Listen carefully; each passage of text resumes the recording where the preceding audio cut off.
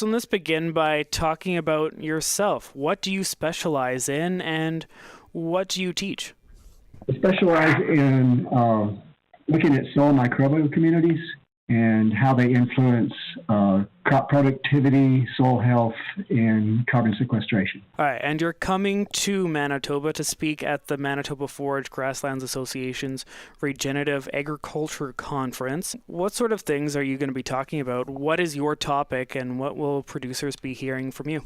Looking at what the influence of microbes have been on this planet for the last 4.2 billion years to start with, but seeing how we can start to restore the fertility back into the soils that we have with by looking at the biology, looking how we can improve the population, the structure of that population is in our fungal dominant soil, the diversity of the microbes in the system, and the biological functionality. So what will producers who come to hear you speak, what will they get out of it? Why should they come and listen to you?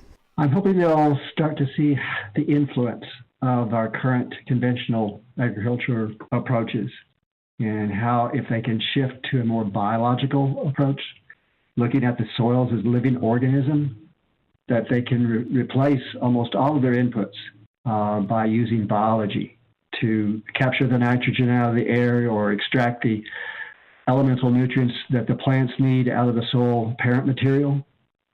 We don't have to keep hauling in fertilizers to grow the crops that they want to grow. And they'll have a more productive system with fewer costs.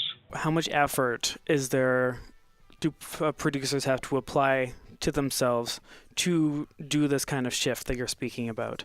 Is it a lot of work, or are there simple changes they can do? It's actually less work in the long run.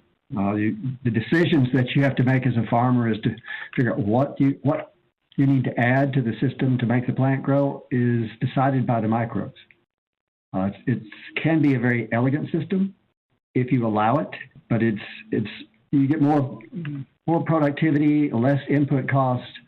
The people that have adopted this are seeing that it's more profitable if they just work with nature instead of fighting it. In general, why do you think producers should come out to this conference that is about regenerative agricultural practices? From what I've seen, many of the farmers are approaching a brick wall on their productivity.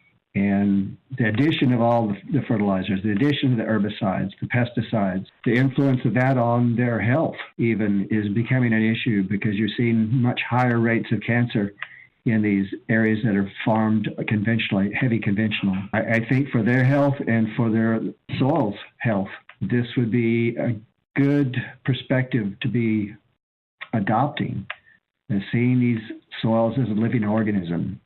It's like another animal on the farm. There is a certain amount of care you have to take of it, but the benefits you derive from it are much greater than any effort you have to put into it. There's going to be a point in time where some of these chemicals do not work. We're already seeing that with the buildup of weed resistance to a lot of the herbicides.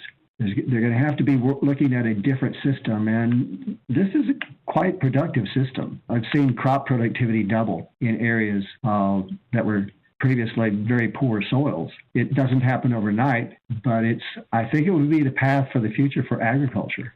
Is there anything else you think people should know about your presentation, or just you in general? The presentation, hopefully it'll put people on the path to, if nothing else, start to think, to start to question some of the practices they have and say, well, what if I did do it a different way? What if I did employ the biology to work in these systems?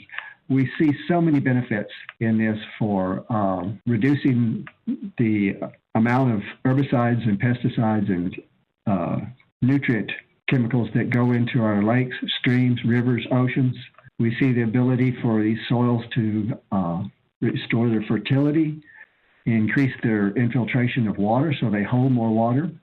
We see increased micronutrient availability in these soils, which is another issue. It's affecting many people's health, is they're not getting the nutrient density or nutrient-dense foods that are necessary for their health. This all ties in to a whole system approach where if we improve the soils and improve the ability of the plant to grow and to capture the nutrients needed that can then convey into our diets, that we'll be a healthier society.